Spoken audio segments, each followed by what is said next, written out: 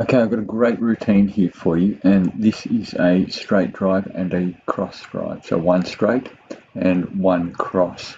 Now we're aiming for our targets, which is half service box and behind on all shots.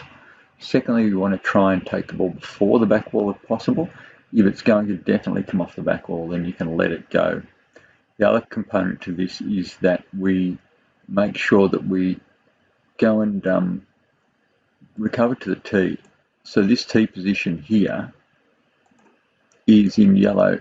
That area there is for the backhand side. So that means that when Mary's over this side, then I will be in this area here. So I'll be in this area here wherever possible. What that's doing is it's actually making me cover the down the wall drive, although I don't have to play over down the wall drive shot at all. But it means that I'll cover everything which is straight across here. And that's a great court position to be able to cover what's the most likely shot, which is the drive down the wall. So, and the mix-up is the one that goes cross-court, and that's the one where it's a little bit of work. See, it's under pressure and under stress, so you've got to actually reach and stretch. So that's what makes the difference. Now I've got blue circles on the court for where the ball lands, so you can tell where the ball lands without having too much trouble at all, so it's pretty simple. So you'll see that most of the shots are pretty reasonable. There is some shots that could have been a lot better, and it's a bit of a problem when the ball gets on the wall, trying to pick it off to go cross court. So if you have to, you can go another drive down the wall in that situation, just to make it a little bit more attainable, because you normally wouldn't go cross court if the ball is on the wall. So try and pick everything off before the back wall. That's the most important thing. If you can do that, and take a rising ball. So this is surprisingly difficult, because a rising ball with a structured body to hit target and to try and hit it with relatively good pace, that's the other story.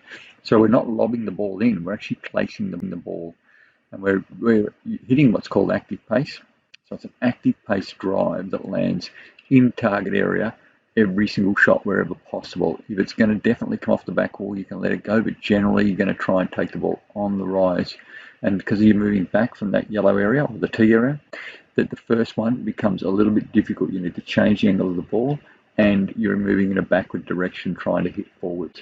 So you get used to actually getting quality outcome, and these are the ones that make all the difference. So if you can get those shots in, these quality shots, and then they take the ball on the rise with a structured body on the cross court, and then you'll find that your ratios will start to go through the roof, and then hit it harder after that. So increase the pace on your drives once you get your ratios up to around about the 90%. So if we look at outcomes, I had backhand 78.5% okay on the backhand, 82% okay on the forehand. So I'd like to get that around about 90% on each one if I could, and then I'd be pretty happy with my outcomes, but it's not really shabby at all at the moment. Okay, there's one more area we need to take a look at, and that is the elite target. Now the elite target is the one just behind the service box there. Okay, so what we're talking about is the area just behind the service box, around about a racket head, somewhere there. Whenever you hit that, what happens is it's just extremely difficult. It's just that really awkward level distance and really awkward height often. That's the outcome from that next shot.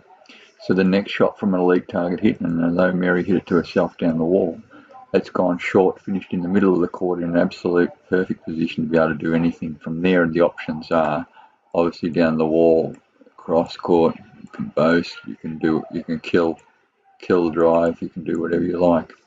So it's a real area of strength and so on. So you don't want to get that wrong. So it's the elite target hit that causes that. So here's the next one. So Mary drives to herself, and there's the target, which is just on the elite length. And once again, it skews out to the middle.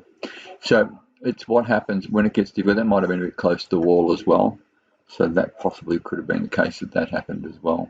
If we have a look again, we've got this one's on target. So the cross court on target, it's onto you really quick. And I've only been able to get it in the middle of the court, and I've lost my wrist on it and all the rest of it as well. So it's really quite a difficult thing to actually cater for or to handle. We have a look at the next one. So here we go. Okay, so that one's hit target. Trying to get a cross court, once again finished in front of that line, simply because of the difficulty in getting it across, or you might choose to go down the wall in that case instead, but it is a risky shot on a really good length ball to go cross court. Let's see what happens here. There's a straight drive. Sorry, the cross court was there, and that was Mary's shot. I'll just show you that one again, just so we can cover that off. Here we go. That's a target hit, and Mary's straight drive is out into the middle of the court. And so you see the outcomes that just really, really make a difference as to what you get. So there you go, if you can hit that elite target, so you really are aiming for a finite spot, but why we don't actually put out a really small target is because you can succeed, and you should succeed, and your ratio should be really good with your groupings. And so therefore you have a bigger target, and yes, you always aim for your finite target, your smaller target, which is this one here, and this one here. So you always aim for those, but there shouldn't be a be all and end all about hitting those. And it's often good to see some people put a matchbox down or whatever else. That's all right, it means you can have a rally and very rarely gets hit, so you can continue the rally. But it's a good thing to have a general target. This is a general target which says you must hit this target virtually 90 to 95% of the time. If you miss, you're going to be in trouble. It's pretty much what these sort of general targets say. So they are their general targets. When you hit a finite target or the elite target, then the next shot is often out in the middle.